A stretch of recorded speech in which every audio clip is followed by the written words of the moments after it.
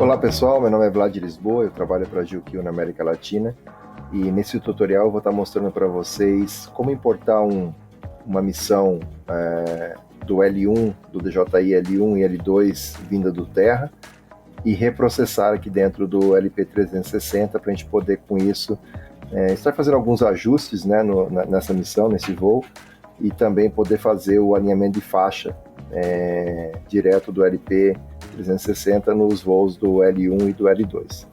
Então, para importar um voo vindo lá já processado no Terra, eu tenho a opção aqui da aba Sensor, esse Import Cycle, importar o ciclo, né? Aqui ele vai me perguntar qual sensor eu vou estar importando, então eu vou selecionar aqui na aba DJI a opção processado, porque isso aqui está vindo do processado do Terra, né? Se eu quisesse excluir o Terra desse workflow, eu tenho uma opção agora no LP360 que a gente chama de RAW. Então é um módulo que você compra chamado DJI Cloud, onde nós temos já integrado dentro do LP360 um API do Terra. Então isso exclui definitivamente a necessidade de você estar passando pelo Terra para processar a trajetória ou para começar a tua missão antes de trazer para o LP360. Então isso aqui é uma outra função do software, vou estar mostrando em um outro vídeo tutorial. Hoje o que eu queria mostrar para vocês é como importar uma missão, um voo que já foi processado lá no DJI Terra. Então para isso eu vou selecionar aqui o módulo opção processado, vou aqui para a próxima tela, ele me pede onde é que está a pasta da missão, né? Perdão, a pasta do Terra. Então eu vou selecionar aqui, nesse meu caso eu tenho 2 voos aqui, vou efetuar aqui, pegar aqui o primeiro. Então esse aqui foi processado dentro do Terra, né? Então vou selecionar essa pastinha aqui do processamento do Terra, trago para cá. E aqui ele me pede 2 coisas. A primeira é para a gente colocar uma coordenada válida, né? De onde foi efetuado o voo, a gente vai entrar daqui a pouquinho nisso. E aqui onde é que está o voo, onde é que está a pasta da missão do voo. Por que a pasta da missão do voo? Porque eu tenho que trazer as imagens, né? Para ele poder colorizar essa nuvem de pontos depois em RGB. Então eu vou clicar aqui nessa pasta, esse botãozinho mais, e vou selecionar lá a pasta bruta do meu voo, onde está a minha missão do voo. Então eu vou selecionar aqui a pastinha da missão, já vai encontrar aqui as imagens, 237 aqui nesse meu caso. Ok. A propósito, aqui eu poderia estar selecionando mais de um voo, né? Então aqui não tem limite de quantas pastas eu vou estar trazendo. A única limitação aqui é em relação ao LP360 drone, ele está limitado a 10 km² de processamento ou 1000 hectares.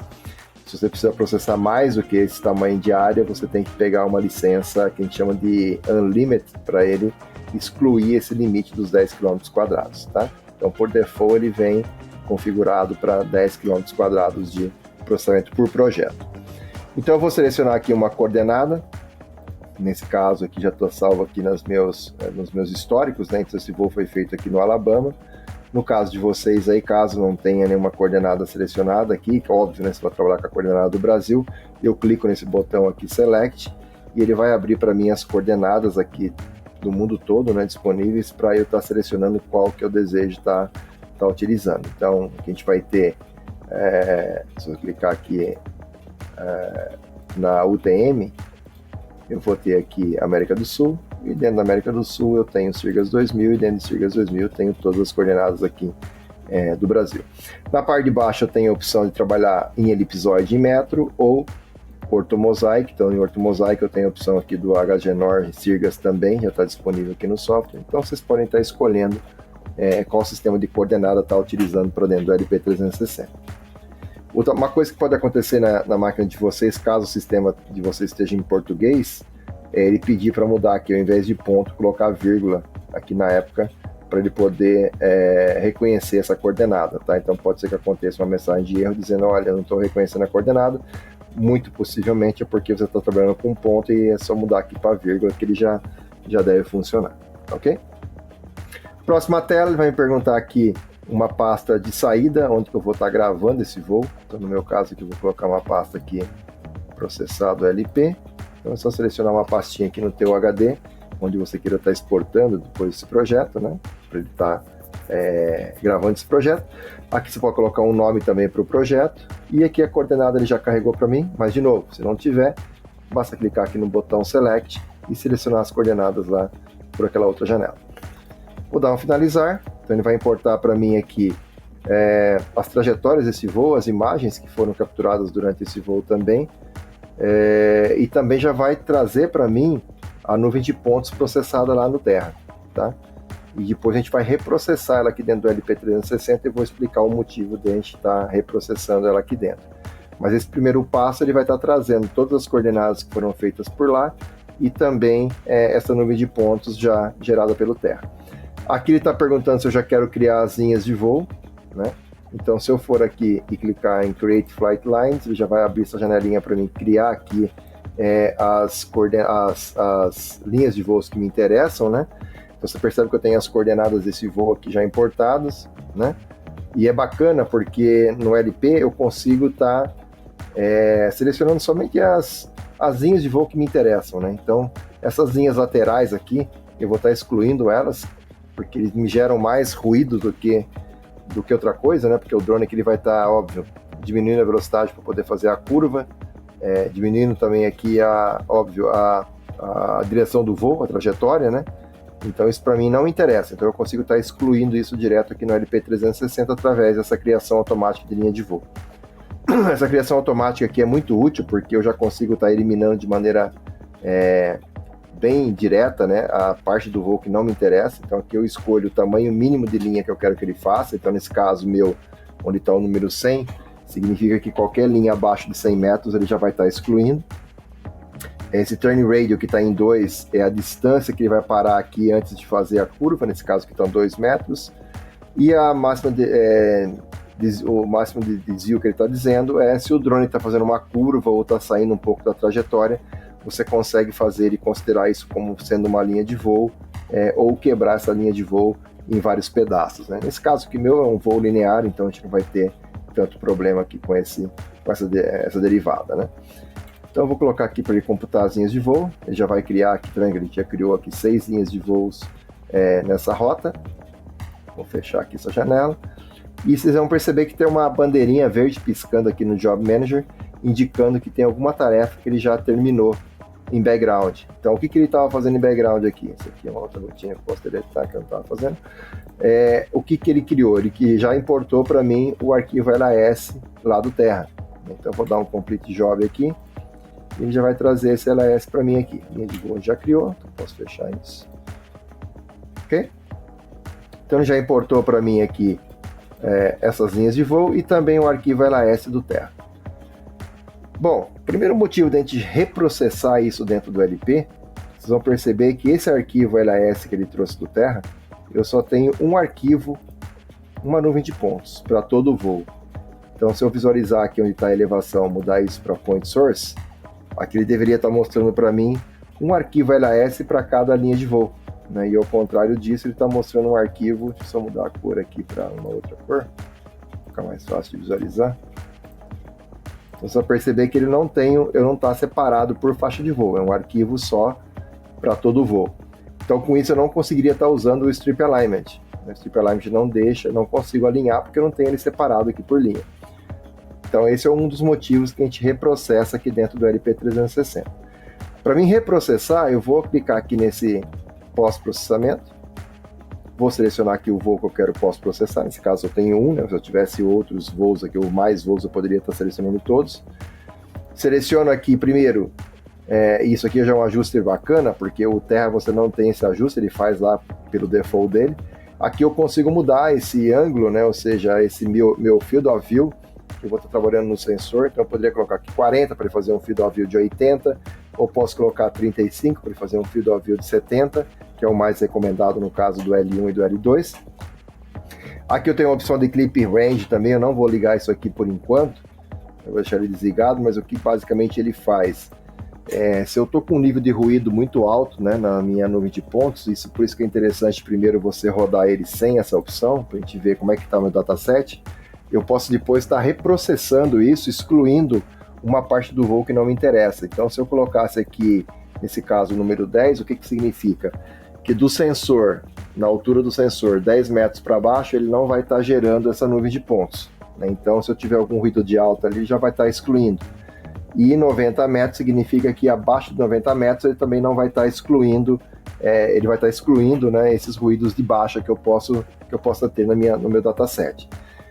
Eu aconselho fazer 100 a primeira vez que eu estou gerando, até porque não correr o risco de eu estar clipando alguma informação que me interessa, né? Porque se eu estou voando muito próximo de copa de árvore e coloco um valor aqui muito alto, com certeza eu vou estar correndo o risco de estar cortando algum pedaço de árvore no meu dataset. O mesmo acontece com o valor de máxima, pode ser que eu esteja excluindo uma parte do meu terreno na hora de gerar esse geocoding. Então, geralmente a gente faz sem essa opção ligada na primeira vez que eu estou reprocessando, e depois você pode voltar nessa janela aqui e reprocessar caso seja necessário. A segunda opção aqui é sobre fotos, né? Então eu tenho, na verdade, 3 opções. Se ele está falando que você quer que eu retenha só as fotos que estão nas linhas de voo, ou as fotos que estão nas linhas de voo e também na volta, ou a terceira opção, reter todas as imagens.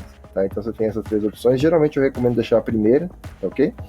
E aqui fazer um update, né, no EXIF tag das imagens. Então ele vai atualizar, né, o EXIF de cada imagem com os dados de georreferenciamento de cada uma. Então isso aqui eu aconselho deixar ligado também. Então a gente vai rodar aqui esse post-processing e ele vai começar a gerar esse arquivo LAS já para mim começar a trabalhar. Então aqui é um processo relativamente rápido, claro que vai depender um pouco do teu tamanho do voo, ou quantos voos você está processando, né? E também, óbvio, né, a característica da tua máquina, do teu hardware. Muito bem, então aqui ele já terminou. Então vocês vão perceber que ele gerou um outro layer aqui já processado pelo LP360, pós-processado, né? E aqui agora, se a gente mudar aqui deixa eu mudar aqui o layer correto. Se eu mudar aqui agora para Point Source, vocês vão perceber que ele já tem agora aqui um LAS para cada linha de voo, ou seja, cada cor dessa significa uma nuvem de pontos que ele gerou. Se eu vier aqui nesse LAS Files, nessa abazinha aqui, vocês vão perceber que agora eu tenho 1, 2, 3, 4, 5, 6 arquivos LAS, ou seja, um para cada linha de voo dessas que eu tenho aqui. Então agora com isso eu consigo rodar o Strip Alignment. Então se eu for no Strip Alignment, aqui ele está me dando uma mensagem dizendo que uma dos meus LAS eu não tenho a trajetória, que na verdade é o original que veio do Terra, mas eu tenho esse aqui que está processado aqui já no LP. Então eu vou estar utilizando essa nuvem de pontos para fazer o alinhamento. Vou criar aqui um layer novo chamado LAS alinhado e vou pedir para ele executar essa rotina do Strip Alignment. Então aqui está dizendo que ele vai enviar isso aqui para o Job Manager, né, para o gerenciador de tarefas, que é esse cara aqui que a gente começou a trabalhar no início. Então, de novo, essa aqui é uma tarefa que fica rodando em background, você consegue inclusive ser notificado por e-mail. Você vai entrar aqui no menu arquivo em Project Settings e colocar um e-mail aqui na aba global, e ele me notifica também por e-mail quando algum processo começou a ser executado no Job Manager, e a hora que ele terminar também eu recebo um e-mail com isso, ok? Então, feito isso, eu consigo continuar trabalhando. Se eu quiser voltar aqui e continuar visualizando essa nuvem de pontos, vou colocar aqui em RGB, desligar aqui essas linhas de voo. Posso estar trabalhando na interface, eu quero visualizar aqui uma parte da imagem, por exemplo, na janela 3D. Eu consigo já estar visualizando aqui enquanto ele processa lá o Strip Alignment, né? Vamos visualizar aqui também uma janela de perfil. Ó. Então, enquanto eu estou trabalhando aqui, ele está fazendo a rotina lá em background, não me influencia em nada aqui a performance, continua com a mesma velocidade, com a mesma interação. Né? Então, assim, o fato dele estar gerando alguma coisa em background, ele não interfere no, vamos dizer assim, no processamento interno aqui da minha máquina. Aqui vocês perceberam que a bandeirinha verde já começou a piscar, isso indica que o processo já terminou. Então, se eu clicar aqui no Job Manager, você vai perceber que já terminou o processo de alinhamento. E com isso é só clicar no Complete Job, que ele já vai automaticamente gerar um layer novo com aquele nome que nós selecionamos, e já vai aparecer aqui na minha tábua de contexto. Então vocês percebem que é um workflow muito simples, muito prático, muito direto e muito rápido também. Então, para quem tem o L1 ou o L2, eu aconselho a licença do LP360 Drone, mais a licença do Strip Alignment, para você poder fazer esse alinhamento de faixa já na sua missão, no seu ciclo, né? É o pacote que nós indicamos aí para quem tem algum desses sensores. Então aqui vocês perceberam que ele já gerou o layer para mim aqui, LAS alinhado.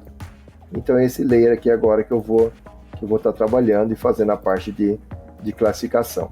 Então, para quem está acompanhando os vídeos tutoriais, nós temos também vídeos que mostram a parte de classificação dentro do LP360. Então, eu já de antemão convido vocês a estarem visualizando, né, os outros tutoriais que nós preparamos aí para vocês. Pessoal, até a próxima, obrigado. Espero que tenham gostado aí desse nosso tutorial sobre o processamento do L1 e do L2 vindo do JI Terra. Muito obrigado.